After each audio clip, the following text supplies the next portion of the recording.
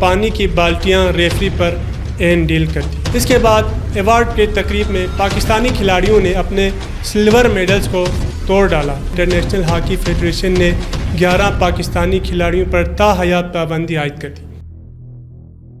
السلام علیکم ناظرین، پروگرام PNT کھیل شگری کے ساتھ میں ہوں آپ کا میزبان سجاد شگری۔ آج کا ہمارا پروگرام ہے قومی کھیل یعنی ہاکی کا زوال۔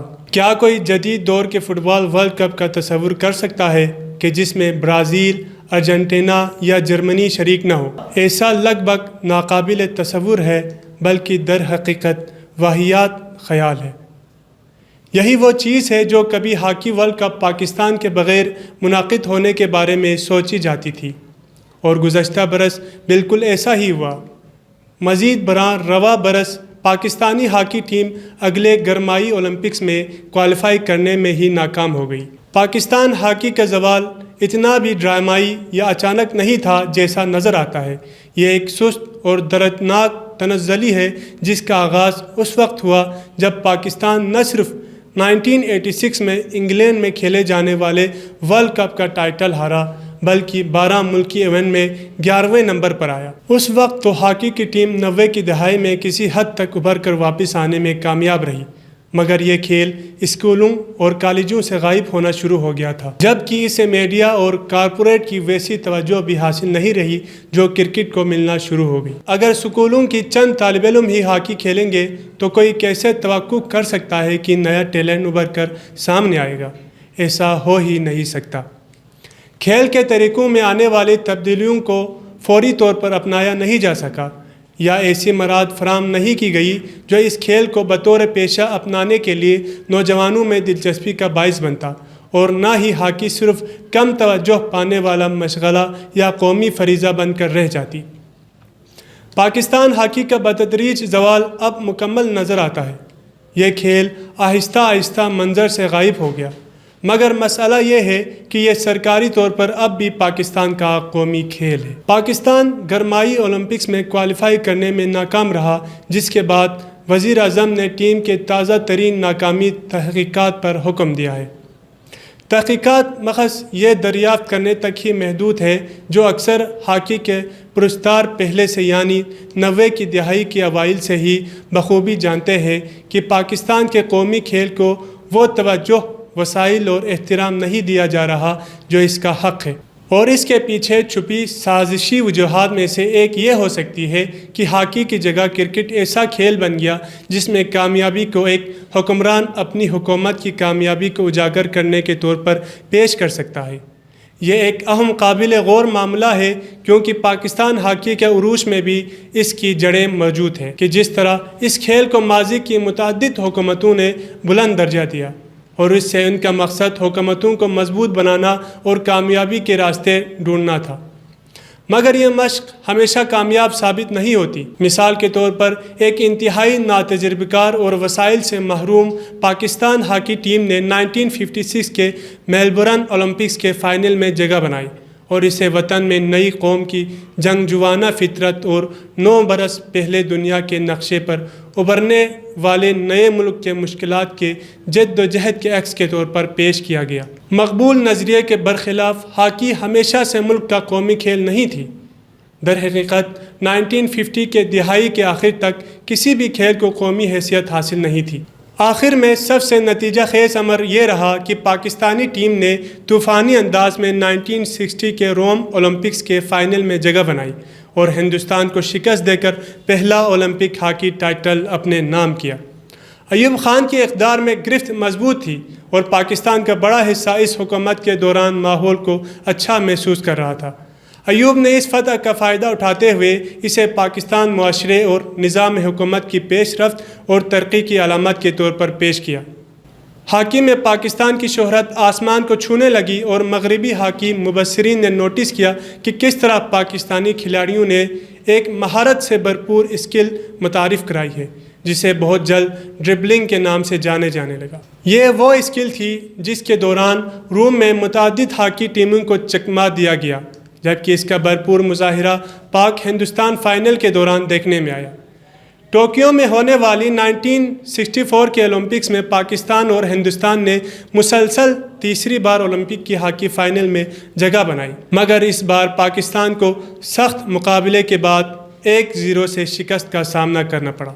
پاکستان اور ہندوستان دنیا کی ممتاز ترین ہاکی ٹیمیں بن گئیں جو سب سے زیادہ باصلاحیت کھلاڑیوں کو متعارف کرانے لگیں۔ دونوں ممالک میں ہاکی پرجوش حب الوطنی کے اظہار کا ذریعہ بھی بن گئی، جس میں توقع کی جاتی تھی کہ ہاکی پلیئرز سرد پیشے کی بجائے قومی فریضے کے طور پر ترجیح دیتے کھیلیں گے۔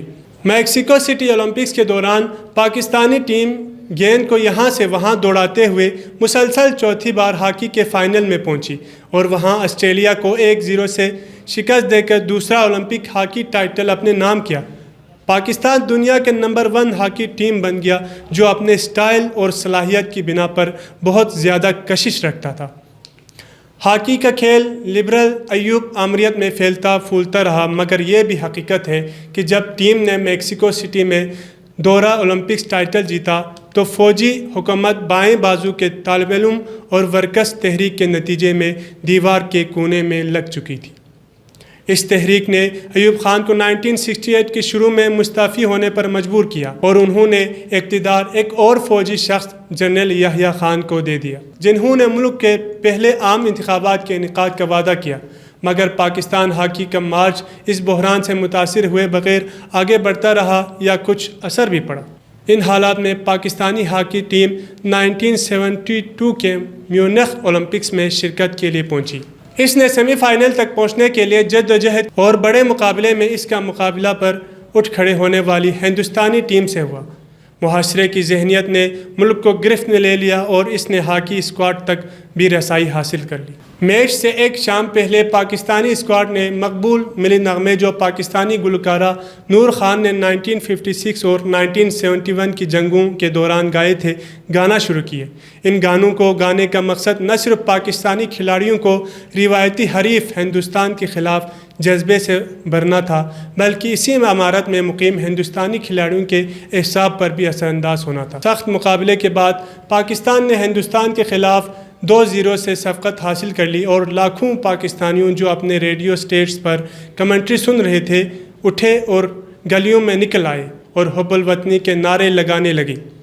بھٹو نے فوری طور پر ایک پرجوش مبارکبادی پیغام ٹیم کو بھجوا دیا۔ ہندوستان کو شکست دینے کے بعد پاکستان مسلسل 5ویں اولمپک ہاکی فائنل کا حصہ بنا۔ اس کے بعد مد مقابل جرمن تھے جو کہ پاکستان سے بالکل مختلف تھے اور صلاحیت کے مقابلے میں پاور پر زیادہ انحصار کرتے تھے۔ یہ فائنل اب تک سب سے متنازع میچ سمجھا جاتا ہے جسے عالمی ہاکی کے میدان میں دیکھا گیا۔ اس کے آغاز سے ہی دونوں ٹیموں کے کھلاڑیوں کا رویہ سخت تھا اور ریفریوں کی جانب سے مسلسل وارننگز اور کارڈز جاری کیے جاتے رہے۔ جب دونوں ٹیموں نے ایک دوسرے کے حملوں کو ناکام بنا دیا تو جرمن کھلاڑیوں نے آخرکار اس ہنگامہ خیز میچ کو 90 منٹ پر گول سکور کر ہی دیا اور فائنل وسل کے بعد متعدد پاکستانی پرستار میدان میں دوڑے چلے آئے اور پانی کی بالٹیاں ریفری پر عین ڈیل کر دی۔ اس کے بعد ایوارڈ کی تقریب میں پاکستانی کھلاڑیوں نے اپنے سلور میڈلز کو توڑ ڈالا اور کچھ نے تو انہیں اپنی ہاکی سٹکس اور جوتوں پر گما۔ اس تماشے کو جرمن ٹی وی نے کیمرے کی آنکھ میں محفوظ کر لیا اور دنیا بھر میں نشر کر دی۔ ٹیم کو وطن میں موجود پرستاروں کی ہمدردیاں حاصل تھیں، مگر انٹرنیشنل ہاکی فیڈریشن نے 11 پاکستانی کھلاڑیوں پر تاحیات پابندی عائد کر دی۔ پاکستانی حکومت نے اپیل کی اور بتدریج یہ پابندی کو کم کر کے 3 سال تک کر دی گئی۔ یہی وجہ ہے کہ ایک ناتجربہ کار پاکستانی ٹیم نے نیدرلینڈ کے شہر ایمسٹیلیون کا سفر کیا تاکہ اپنے ورلڈ کپ ٹائٹل کا دفاع کر سکے۔ وہ اپنے پول میں تو سر فہرست رہی، مگر سیمی فائنل میں ہندوستان کے ہاتھوں 1-0 سے شکست کا سامنا کرنا عالمی رینکنگ میں اوپر آنے لگا اور آخرکار 1994 میں وہ چوتھے world cup title Sydney Australia کو پانے میں کامیاب ہو گیا۔ پاکستان ہاکی ایک بار پھر ٹریک پر آ گئی، مگر ورلڈ کپ چیمپئنز بن جانے کے باوجود ریکارڈ چوتھی بار کھلاڑیوں کی فیس بدستور کم رہی اور کارپوریٹ دلچسپی بھی نہ ہونے کے برابر تھی۔ اس حوالے سے تمام تر توجہ کرکٹ کی جانب منتقل ہو چکی تھی۔ ایک دہائی میں ہاکی اسکولوں سے غائب ہونا شروع ہو گئی اور ملکی ہاکی بورڈ دیوالیہ ہونے کے قریب پہنچ گیا۔ حالات اتنے بدتر ہو گئے کہ گزشتہ چند برسوں کے دوران تو بورڈ کی جانب سے اکثر پرائیویٹ پارٹیوں سے ٹیم کے غیر ملکی دوروں کے فنڈ کے لیے درخواستیں کی گئی ہیں۔ 1994 کی کامیابی اور کچھ ایشیائی ٹائٹلز سے ہٹ کر پاکستان ہاکی ٹیم کو کوئی بھی اہم ہاکی ٹورنامنٹ نہیں جیت سکی۔ ہاکی قومی کھیل کی حیثیت سے ایسے کھیل کی شکل اختیار کر گیا جس کے بارے میں موجودہ عہد کے کرکٹ کی دیوانی نسل کو بہت کم معلومات یا دلچسپی ہے۔ در حقیقت آج کے بیشتر پاکستانی نوجوانوں کو موجودہ پاکستانی ہاکی کھلاڑیوں کے مقابلے میں یورپی کلبوں کے فٹ بال کھلاڑیوں کے ناموں سے زیادہ واقفیت حاصل ہے۔ جبور وہ کھیل جو کبھی بہت زیادہ فخر اور جوش کا باعث تھا اور جو ایک جدوجہد کے شکار ملک کے لیے عزت کے اظہار کا باعث بن گیا تھا، کو بدقسمتی سے مر جانے کی اجازت دی گئی۔